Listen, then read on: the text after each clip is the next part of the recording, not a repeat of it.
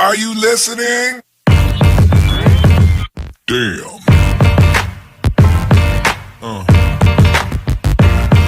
Yeah. Yeah.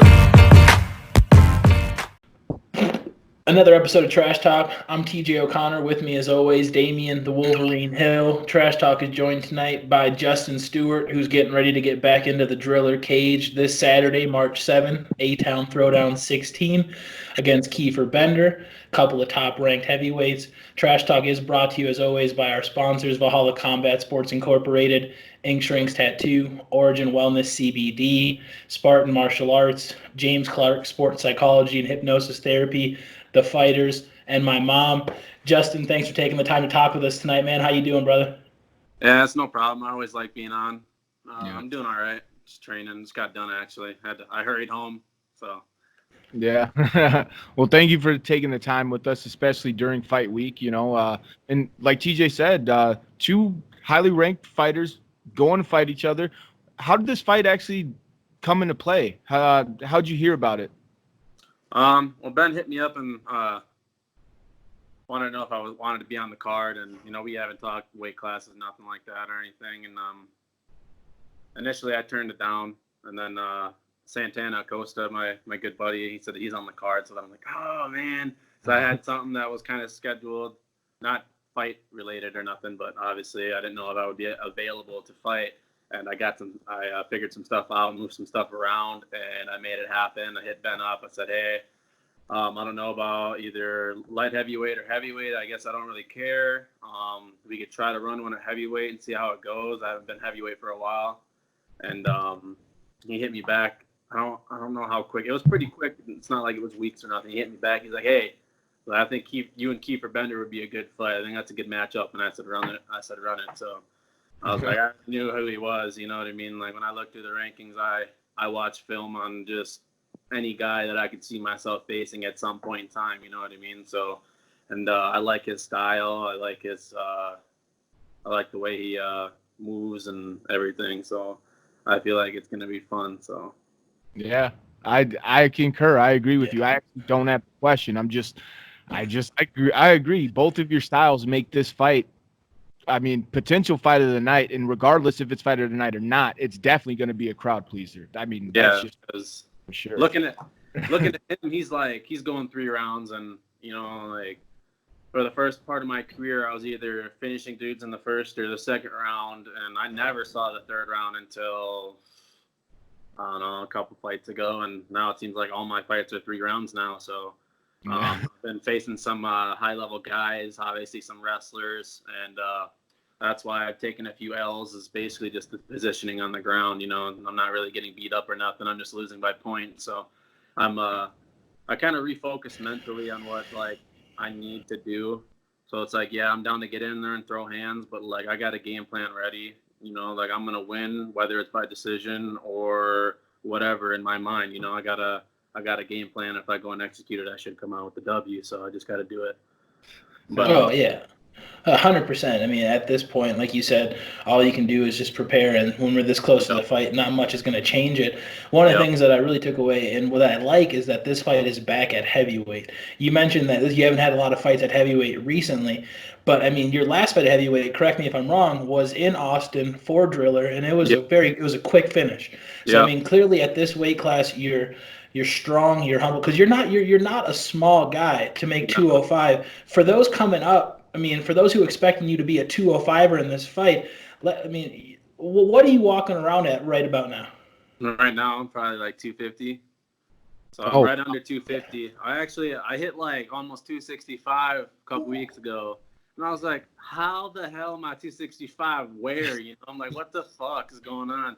But, like, that fucks with me mentally a little bit, because, like, I mentioned before, like, I started this sport and everything because I wanted to get, like, not necessarily smaller, but more fit and skinnier. I got bullied growing up, called fat, whatever. So, like, I look at myself, I'm like, man, what am I doing? So I really started I started running a lot. So I was doing a lot more cardio. I lifted just enough. I was lifting probably 4 days a week. And the cardio every day. I've been doing 2-a-days. I've been getting up at 5 in the morning when the Y opens, go on and hit my morning cardio, go home, sleep a little more, rest.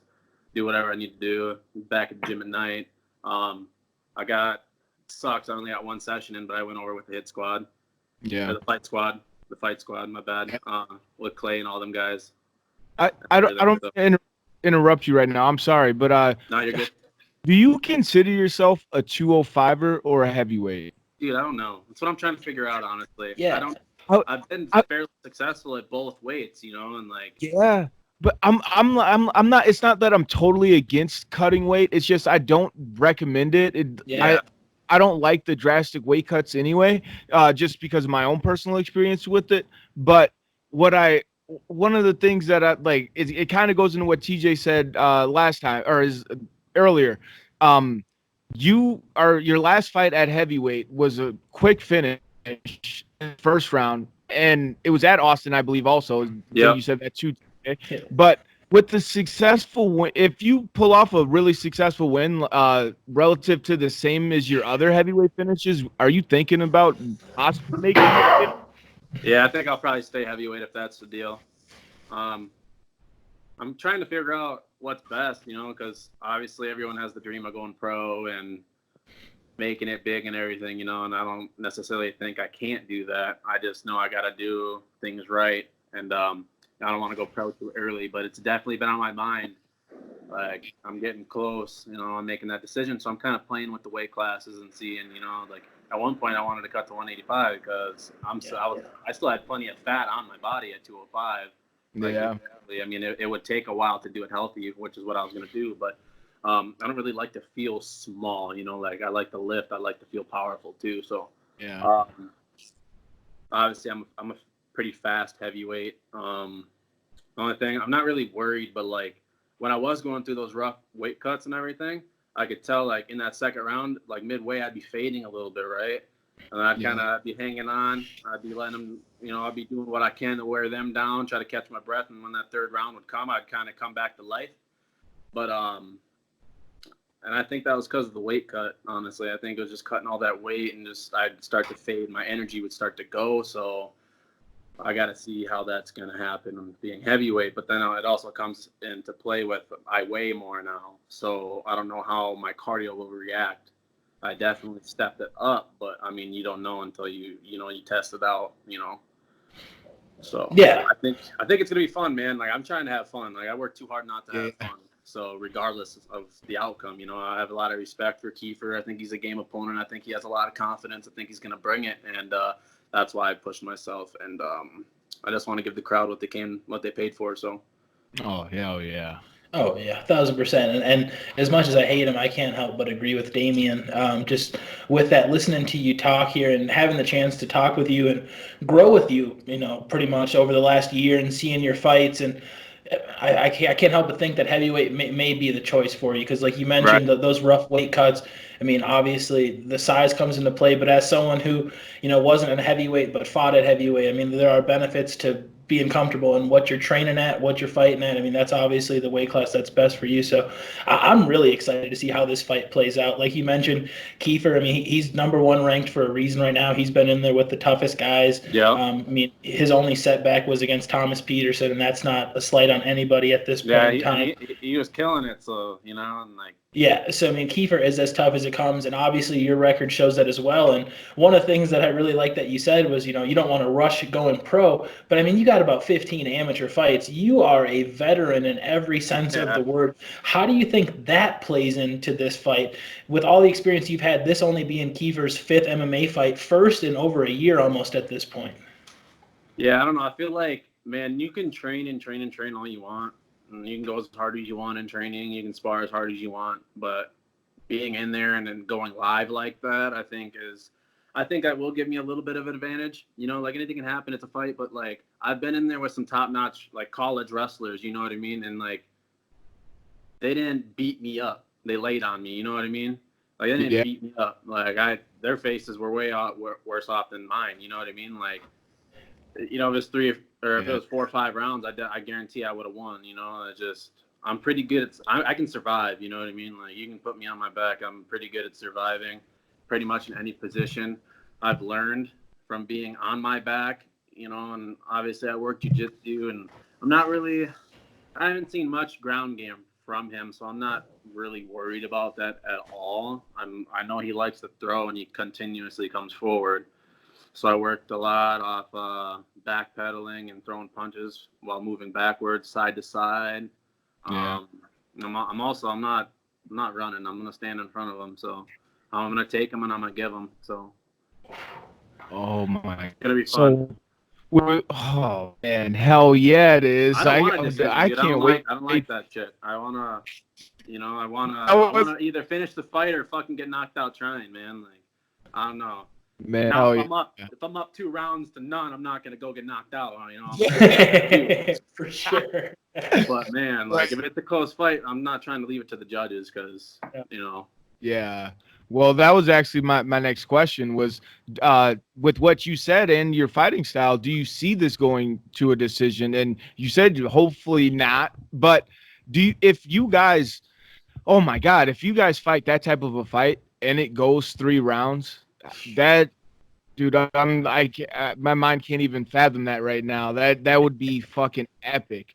Yeah, I mean, I know he's a big boy, so I know it's gonna be hard to like put him down. You know what I mean? So like realistically, I'm thinking points, but you know, like I hit hard too, so we'll have to see. You know, I got a couple clean knockouts and a ton of TKOs. I think I finished everybody I think I fought. So man, dude, like this is what makes this fight so amazing. And I mean, you mentioned here in the interview that you kind of watch videos and look at the rankings and all those things.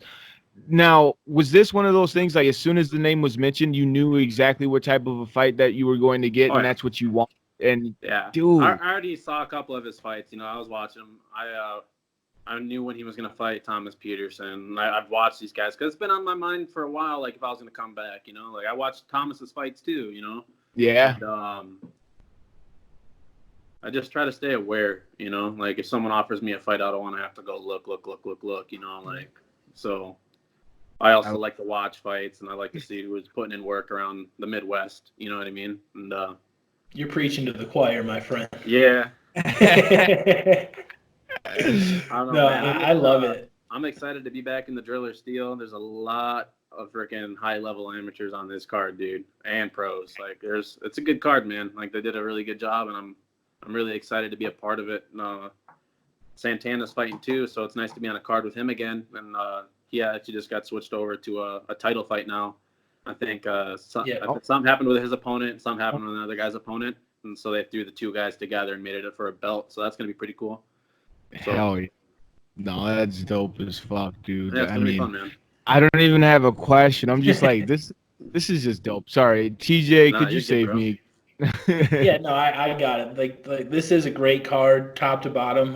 We'll obviously be previewing that later this week, but I feel like this is a fight that can definitely steal the show. The crowd loves heavyweight fights, and I feel like this is heavyweight amateur fighting at its best. These are 2 guys that are seasoned, 2 guys that know how to fight. I mean, we've all seen fights, and I've been in a few where there's a lot of eye closing and haymaker throwing. This isn't gonna be that. This is going to be a technical fight, and I'm excited to see how it plays out.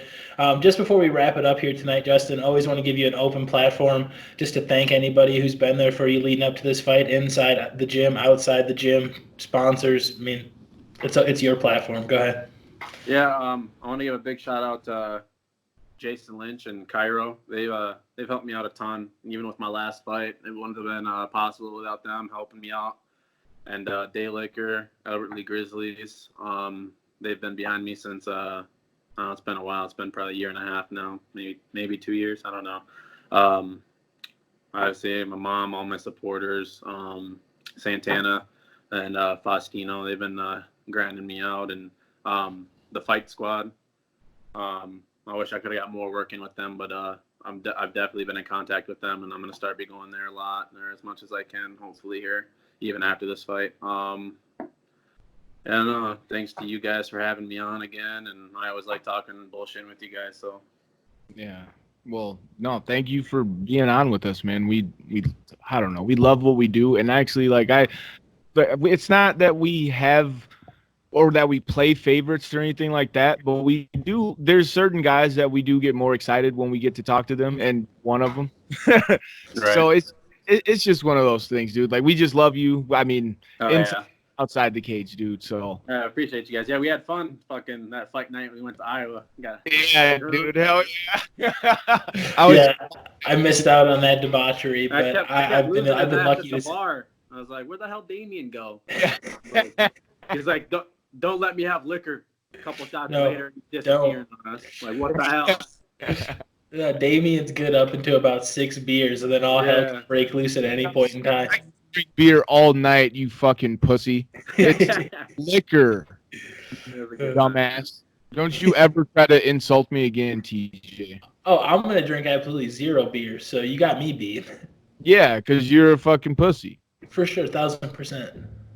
Well, thank you, Justin, for being on. I'm gonna no problem, man. TJ's stupid as hell, and no one likes him. He has no friends. Like this video, subscribe, talk with Damien. Fuck TJ. Nah.